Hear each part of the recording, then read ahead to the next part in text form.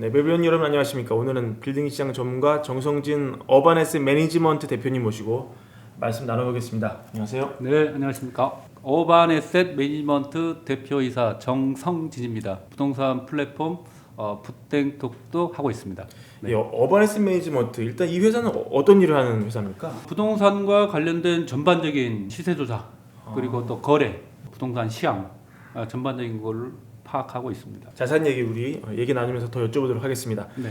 대표님 요새 그 금리가 좀 많이 올랐잖아요. 그래서 네네. 이 빌딩을 최근에 사신 분들 고민이 굉장히 많으시다고요. 이 대출을 많이 끼고 산 건물은 월세로 이자를 충당하지 못해서 고민이 많다는데 어떤 정도입니까? 우리나라가 어떤 미국과 그 금리 차이, 기준금리 차이가 2021년 1월 기준으로 그 당시에 미국은 기준금리가 1.25, 저희는 0.25. 지금 2022년 현재 미국 기준금리가 4%, 저희가 지금 3% 기준금리를 유지하고 있습니다. 네. 그러니까 금리에 대한 역전 현상이 일어났기 때문에 그 역전되기 전, 그러니까 작년이죠. 2021년도에 부동산을 취득하면서 보통 대출을 매매 금액의 약 한 7, 80%까지 대출을 이렇게 많이 받았거든요. 지금 은행에서 대출할 때 개인 사업자보다는 저 법인 사업자를 많이 선호했습니다. 즉 법인 사업자를 일부러 만들어 가지고 예.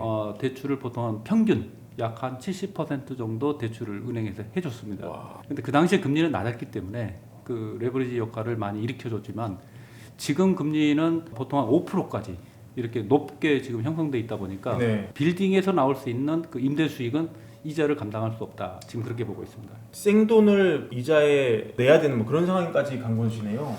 네, 그렇죠. 건물에 어떤 만실이 나왔을 때도 대출 이자 커버가 안 된다는 거죠. 지금 금리가 본인들이 뭐 VVIP라고 뭐 자랑하시는 분들이 보통 한 2.5% 이렇게 대출을 하고 있을 때 취득을 했거든요. 예. 근데 지금은 재연장 대출이 보통 한 5에서 한 5.5% 이렇게 높게 형성되다 보니까 건물의 임대 수익 가지고는 전혀 그 이자를 낼 수가 없습니다. 그러면 보통 재연장은 1년 단위로 하게 됩니까? 1년 단위로 하는 경우가 있고 3년 단위가 있고 주택 같은 경우는 이제 뭐 고정이라 뭐 2, 30년 그렇죠. 뭐 그렇게 하는 경우가 있습니다. 근데 빌딩은 고정금리 이런 게 없나 보네요. 고정금리가 있지만 그 당시 고정금리는 좀 높았고 우리나라 대출자들이 미래를 바라본 대출이 아니고 예. 이 당장 낮은 게 뭐냐 그래서 보통 변동금리를 많이 대출을 받았습니다. 그러면 지금부터 약간 급매물이 나오고 있습니까? 좀 어떻습니까? 아니요, 아직 급매물 출현은 전이고요. 우리나라 부동산 투자자들의 특성이 뭐냐면 네. 원금이 이렇게 마이너스가 들어간다 하더라도 심각성을 느끼지 못하는 그런 그 문화가 있습니다. 예. 또 지갑에 자기 자산이 현금 자산이 다 소진돼야만 그때 위기다라고 대처를 하다 보니까 항상 늦고 또 매도 타이밍을 상당히 이렇게 맞추질 못하죠. 그렇군요. 예, 그게 좀 어려움이 있습니다. 네. 그러면 대표님 보시기에는 지금 조금 위험한 매물은 조금 싸게라도 시장에 내놔야 되는 그런 타이밍인가요? 네, 그렇죠. 근데 지금 시장 분위기 보시면 알겠지만은 그 매수 거래량이 절반 이하로 이렇게 떨어져 있거든요. 작년 대비해서요? 네, 그러니까 내놓고 싶어도 팔리지 않는다. 아. 네, 그런 부분이고 또 하나 이제 악재가 리테일이라고 그러는데 그 리테일 그러니까 점포들 예. 공실이 너무 많아요. 코로나 전국에 제일 타격받았던 데가 그 점포 부분이기 때문에 그 임대료도 거의 뭐 한 30, 40% 정도 낮게 형성돼 있고 그러다 보니까 근생 건물을 가지고 있는 건물주들은 지금 상당히 애를 먹고 있다. 그 얼마 전에 비와 김태희 씨가 샀던 건물이 네. 매물로 나왔다가 이제 보도가 되면서 다시 들어갔던 그런 사례가 있었거든요. 네네. 여기에도 뭐 배경이 좀 있다던데요. 주변 시세 취득은 적정선에 취득을 했어요. 가수 B나 그 김태희, 네. 김태희 씨 법인인데 예. 그렇게 취득을 했는데 그 당시에 2011년도에 S모 회장께서 그때 강남역 건물을 그 당시에 좀 높게 취득을 했습니다. 선물을 해가지고 좀 돈을 좀 벌으셔서 좀 높게 취득을 했는데 그 당시에도 제가 깜짝 놀랐거든요. 이렇게 높게 이렇게 취득할 수가 있을까? 10년 후, 그러니까 가수 B와 김태희 씨가 인수한 시기가 2021년도예요. 네. 예, 10년 만에 S모 씨가 620억에 취득을 했는데 가수 B한테 920억 팔았어요. 그러니까 10년 만에 300억 정도. 예. 네, 근데 취득 가격의 10년 보유에 50%라는 거는 수익률이 아주 낮다고 보시면 됩니다. 그러니까 높게 취득했다 그 당시에. 네. 네, 그렇게 분석하면 되고요.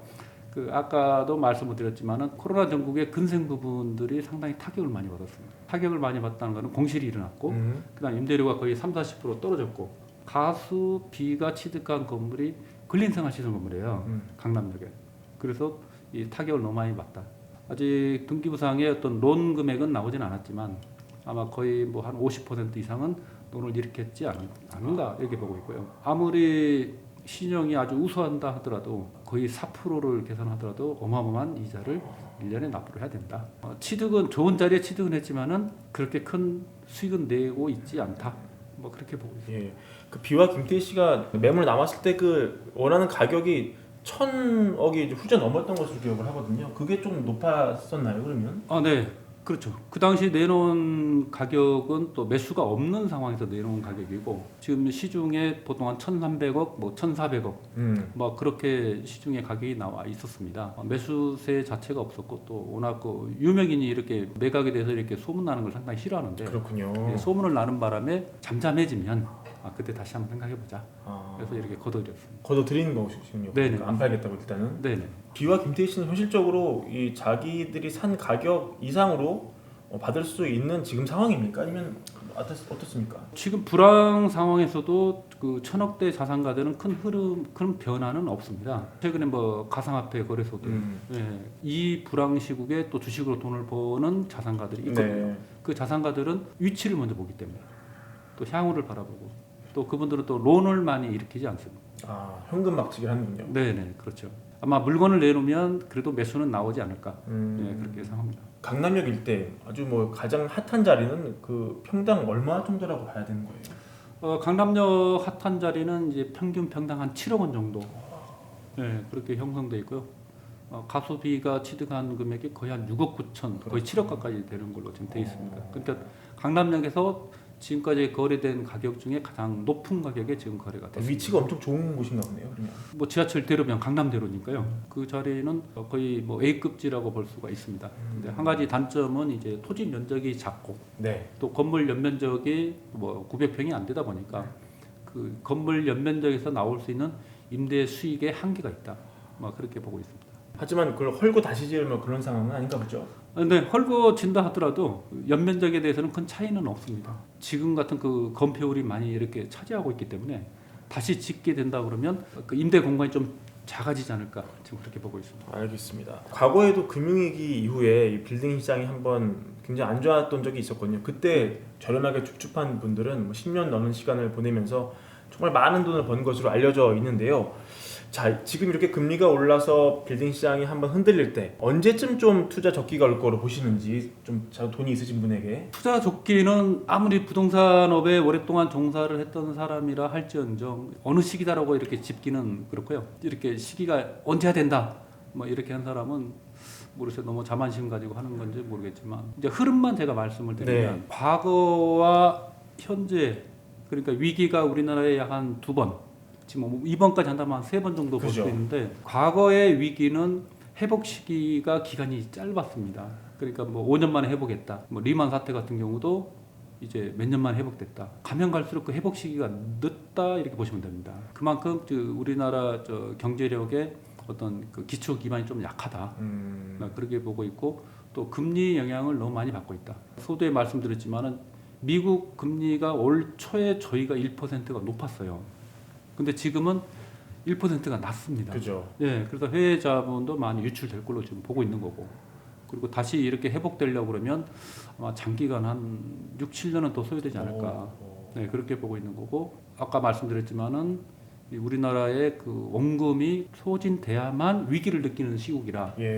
그런 문화라 아마 내년 5월부터는 조금씩 그 부실채권이 나오지 않을까. 지금 그렇게 예상하고 있습니다. 지금은 부실채권이 그렇게 많이 나오고 있지 않습니다. 정말 싼 가격에 들어가시고 싶은 분들은 내년 상반기를 보내고 그 이후에 들어가시는 게 낫겠네요. 네, 그 이후의 흐름을 보고 그 상승 시점에 취득하시는 게 적정한 시기 아니겠는가 보고 있고요. 상승 시기는 올랐다 떨어지는 게 아니라 조금씩 오르기 때문에 그때 상승 시기 때 취득을 하셔야 되고 부동산 같은 네. 경우는 부동산은 이 하락 시기는 어디가 끝인지 모릅니다. 하락 시기에는 취득을 안 하시는 게 좋습니다. 불과 얼마 전까지만 하더라도 뭐 강남에 뭐 빌딩 같은 경우는 임대 수익률이 2% 나오더라도 이걸 사면 그만큼 자본 차익이 나오니까 무조건 사자 이런 분위기였잖아요. 네네. 앞으로는 그럼 임대 수익이 한 어느 정도 나올 때 사야 조금 안전하다고 보시는지. IMF 이후와 코로나 전까지는 임대 수익용으로 취득을 많이 했습니다.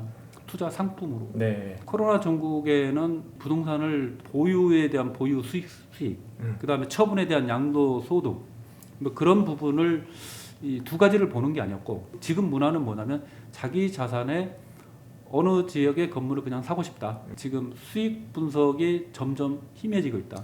예, 그런 지금 현재 빌딩 취득 문화가 지금 형성되어 있습니다. 네.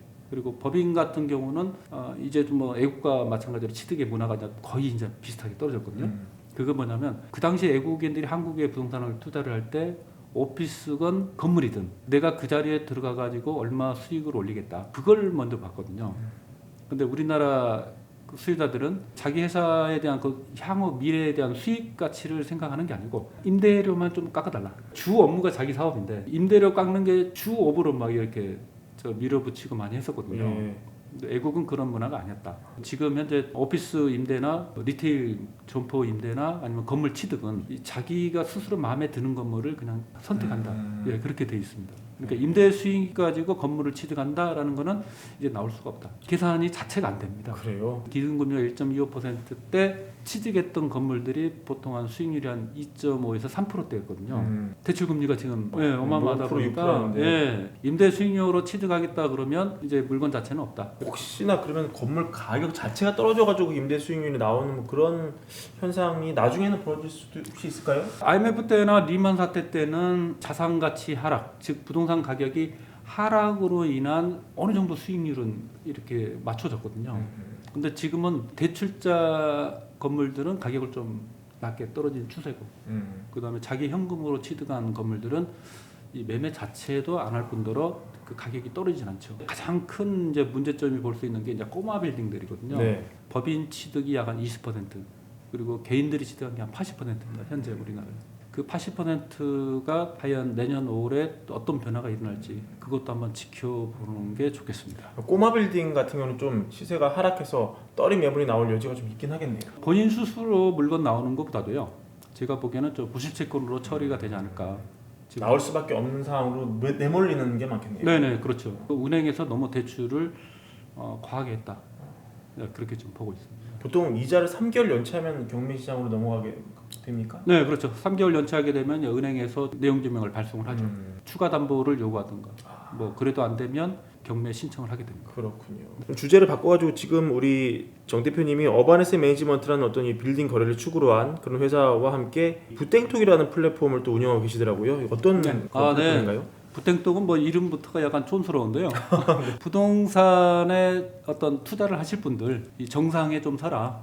뭐 그런 뜻입니다. 그러니까 암벽대 하다 보면 여러분 아시겠지만 거의 정상에서 거의 종으로 땡 치거든요. 부동산에 저 정상으로 도달해라. 종을 치셔라. 네. 예. 올 5월달에 이제 저 어플 처음 시작해가지고 게시했습니다. 어떻게 이용할 수 있나요? 이거는 어떤 걸 보여주는 그런 뭐 시스템입니까? 부땡톡은 사실 그 우리나라에 없는 그 부동산 권리자 전용 플랫폼입니다. 소유주나 임차인이나 부동산과 관계된 권리자들만 좀 리그에 참여하라는 뜻이거든요. 부동산과 관련이 없는 분들이 많이 너무 참여하다 보니까 어떤 시장 가격의 왜곡도 좀 일어나고 부동산을 뭐 사고팔고 할 때 아시겠지만 저 본인 스스로 판단해 가지고 매각을 했을 때 설령 그게 낮게 매각했더라도 사실 충격은 별로 안 나옵니다. 본인이 판단했을 경우는. 근데 타인 유도에 의해서 가격을 뭐 내놨다 샀다 했을 때 그게 잘못됐을 경우에는 아시겠죠? 합병 걸리거든요. 권리자들이 자기 스스로 나는 얼마에 팔겠다. 네, 그거를 또 얼마에 사겠다라는 그런 부분이고 또 본인이 전문가가 아니었을 경우에는 주변의 그 자문기관들 예. 저희 부땡톡에는 뭐 전국의 공인중개사나 법무사, 토목설계사, 뭐 건축 시공, 변호사 전부 다 포진되어 있습니다. 예. 그분들한테 그 자문을 받고 진행을 하라는 그런 의도로 만든 플랫폼입니다. 약간 직거래를 할 수 있는데 여러 가지 전문가들의 도움을 받을 수 있는 그런 플랫폼이라고 보면 될까요? 네네, 그렇죠. 본인이 스스로 할 수 있으면 직거래 직접 모든 걸 다 처리하시고, 만약에 본인이 부족한 부분이 있다 그러면 뭐 계약서 같은 경우도 변호사 자문을 좀 받고, PC 앱 전부 가동되고 있고요. 그 모바일 인증으로만 저희가 다 처리하게 돼 있습니다. 그러니까 모바일 인증이라는 건 본인만 이 모든 거를 다 거기서 볼 수 있는 거죠. 부동산 시장이 많이 흔들리면서 여러 가지로 이번 기회에 좀 좋은 물건을 잡으려는 그런 분도 많이 방송 보실 것 같은데, 전반적으로 마지막으로 하시고 싶은 말씀 한마디만 부탁드립니다. 지금 현재 부동산 취득의 흐름 자체는 임대 수익용으로 취득을 하겠다고 하는 거는 도저히 나올 수가 없기 때문에 이 불황 시기에는 최대한의 보유 수익, 그 양도 차익이 아니고요. 양도 차익이 그만큼 없다는 뜻이거든요. 네. 그러니까 없기 때문에 최대한의 보유 수익을 올릴 수 있는 건물을 지금 찾는 게 가장 중요하고요. 불황일 때나 호황일 때나 가장 중요한 게 부동산은 저 위치입니다. 그다음에 그 상권 어떤 향후 형성 요인이 있을까 없을까를 판단을 하시고 취득하는 게 가장 중요하지. 지금 가격이 싸다라고 해가지고 무조건 취득하셨다가는 나중에 은행 대출 이자 또 아니면 자기가 투자한 금액에 대한 수익도 바라보지 못하는 그런 어떤 불행한 사태가 이제 올 수가 있습니다. 알겠습니다. 오늘 정선희 대표님 모시고 얘기 많이 나눠봤고요. 다음 기회에 또 우리 현장 촬영할 때 한번 또 모셔가지고 네. 좋은 조언 한번 들어보도록 하겠습니다. 오늘 나와주셔서 감사합니다. 네, 감사합니다. 네, 네.